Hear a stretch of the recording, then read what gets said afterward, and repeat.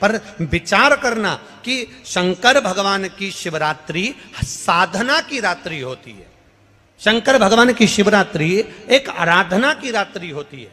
हमने पहले भी कथाओं में कहा, हर महीने शिवरात्रि आती है, प्रत्येक महीने शिवरात्रि पड़ती है, और प्रत्येक महीने की शिवरात्रि पर अगर आपसे बन सके, आप दुनिया में अगर आपके पास में लोग कहें कि ये बहुत गरीब व्यक्ति है, बहुत साधारण व्यक्ति है, इसके पास धन नहीं है, वैभव नहीं है, सत्ता नहीं है, इसके पास खुद का मकान नहीं है, इसके पास खुद की प्रॉपर्टी नहीं है, इसके पास खुद की दुकान नहीं है, दूसरे के यहाँ काम करता है, इसके पास कुछ भी नहीं है, हम उनसे कहेंगे 12 महीने शिवरात्रि आती है, 5 जगह पर चढ़ाई हुई बेलपत्र, आप एक वर्ष 12 शिवरात्रि का एक नियम ले लो, 5 जगह पर बेलपत्र समर्पित करना सीख जाओ। एक बेलपत्र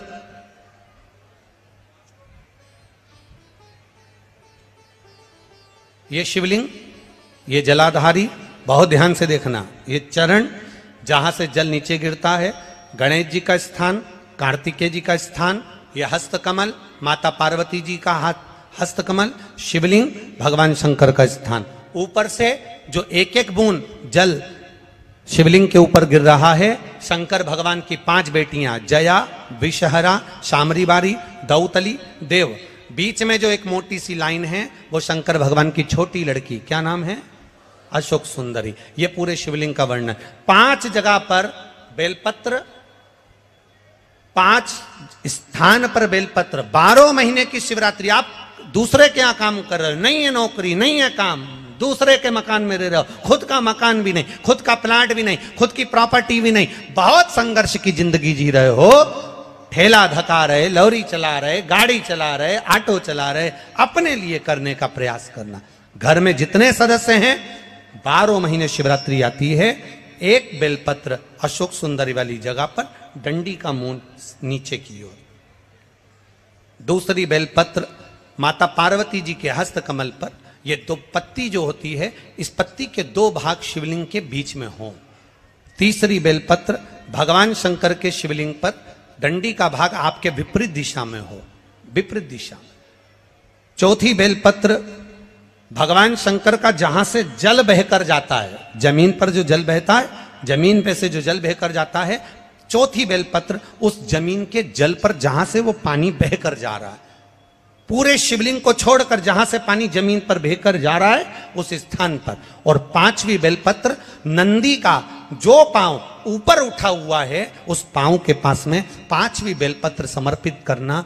एक शिवरात्रि से लेकर 12 शिवरात्रि जो 1 वर्ष तक कर लेता है, 1 वर्ष अपनी कड़ी मेहनत के साथ में मेहनत पूरी करना। और ये 5 बेलपत्र हर महीने जो शिवरात्रि आती है उस पे समर्पित करना प्रारंभ कर दीजिए और मेहनत करना प्रारंभ कर दीजिए, आपको आपके कर्म का फल मिलेगा। के दिन आप इस भटिंडा पंजाब की पवित्र भूमि से शिव पुराण की कथा श्रवण कर रहे हैं। कहते हैं स्कंद पुराण में लिखा है और काशी खंड में वर्णन किया गया है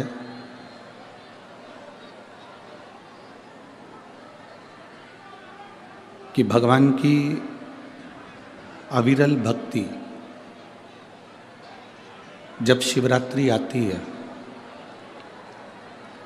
मार्च के महीने में जो महाशिवरात्रि आती है, उससे पहले की 2 शिवरात्रि और माह की शिवरात्रि तीसरी।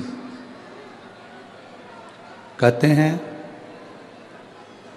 पहली शिवरात्रि, दूसरी शिवरात्रि और माघ महीने में, माह महीने में जो सुंदर आनंद से बाबा देवाधिदेव महादेव की जो महाशिवरात्रि का स्मरण आता है, महाशिवरात्रि का पूजन होता है।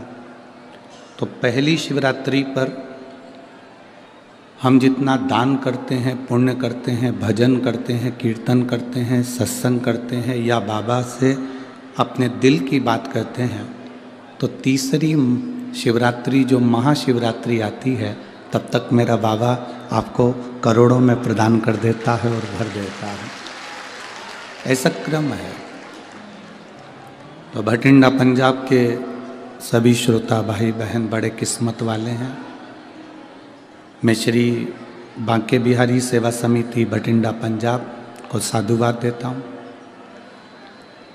कथक के मुख्य यजमान श्री अमरजीत जी मेहता, पंजाब क्रिकेट एसोसिएशन समाज सेवी भटिंडा पंजाब से, जो इस पवित्र शिव महापुराण की कथा के मुख्य यजमान बने हैं। एक बार जोरदार ताली बजाकर उनका स्वागत, वंदन, अभिनंदन। जिन्होंने इस पवित्र शिव महापुराण कथा को पंजाब तक लेकर आए और आपको और हमको श्रवण करने का सौभाग्य प्राप्त हुआ। आज भीड़ भक्तों का सैलाब थोड़ा ज़्यादा है। ग्राउंड के अंदर इतनी जगह नहीं है, कैपेसिटी से ज़्यादा भक्त इस ग्राउंड में हैं और ग्राउंड के बाहर भी आपसे ज़्यादा लोग पूरे दरवाज़ों पर खड़े हुए हैं। इतनी कड़कड़ाती हुई ठंड, जहाँ पारा 4, 5 और 6 पर जा रहा है, वहाँ इतने 6 पॉइंट पर पारा रहने पर, 6 का टेम्परेचर, 5 का टेम्परेचर, 4 का रहने पर आप इतने लाखों की संख्या में आए हो। ये आपके हृदय में भगवान शंकर की अविरल भक्ति है और बाबा आपकी कामना पूर्ण करे, यही बाबा से विनती है।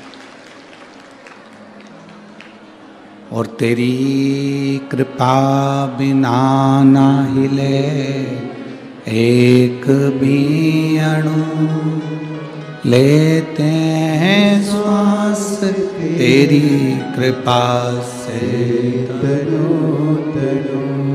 हे गंगाधार मुक्ति द्वार ओंकार तू, भोले ओंकार तू।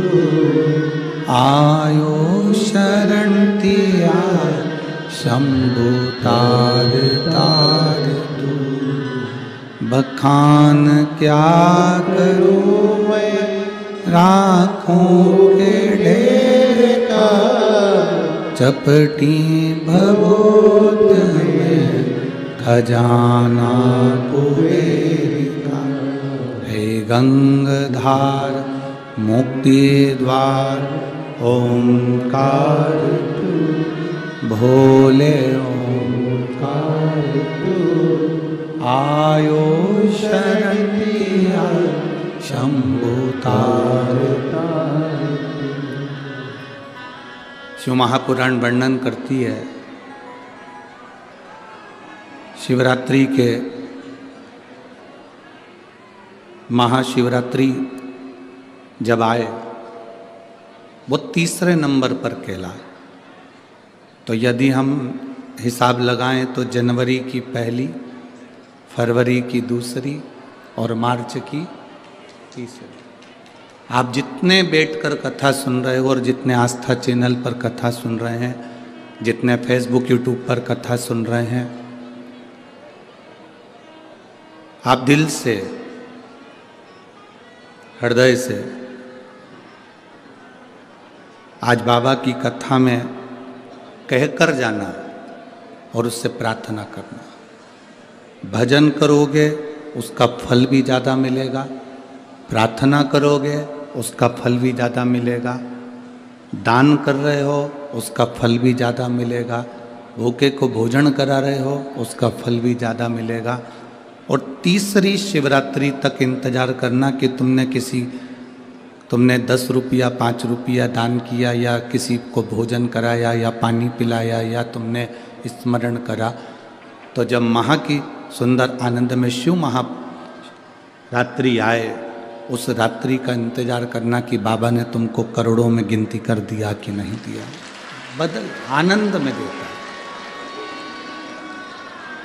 खाली नहीं जाता यहाँ से।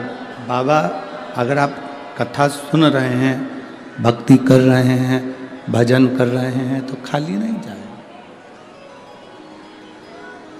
आपका स्मरण खाली नहीं जा सकता। बस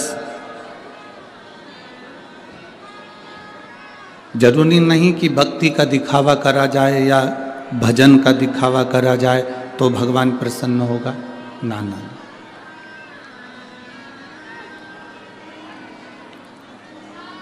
भजन का, भक्ति का, दान का, पुण्य का, स्मरण का दिखावा नहीं होना चाहिए।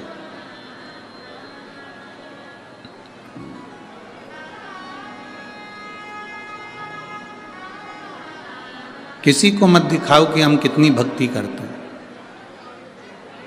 जैसे लक्ष्मी को तिजोरी में छुपा कर रखा जाता है,